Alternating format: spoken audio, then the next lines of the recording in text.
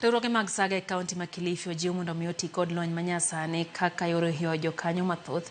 Oyangore ni riwruoge saga osebedo kabedo kod digni kaluwore ni gitawo chenro maggi e yo machon. E kinde ni malokruok osebedo kendo koro thoth chenro ma oganda itimo e yo lony manyasani. Kaluwore kod George Yongo ma en jakanyo e sekta no, oleo ni tiyo kod lony manyasani kama oting'o kompyuta kod simbe mag ong'we yamo osekelo yot mar tawo riwruoge mag saga.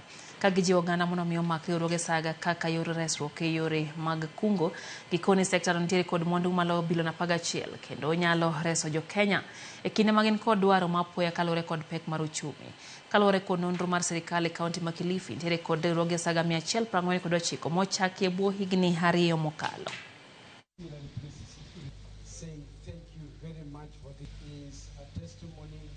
Us today is to continue offering impeccable services to our members without wavering.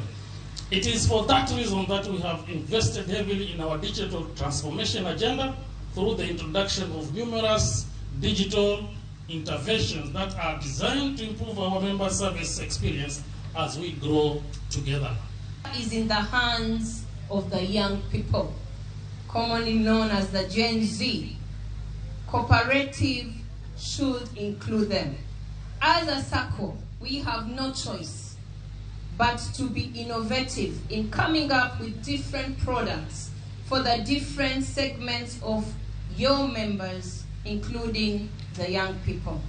Technology will continue to be the driver of business, and Imarika has to continuously invest in emerging technologies for it to maintain its competitive advantage. Very proud of this is because this SACCO was founded by local people here in Kilifi. It is managed by local people, and it has grown and become one of the very prominent organizations that me personally am very, very proud of as a person from Kilifi.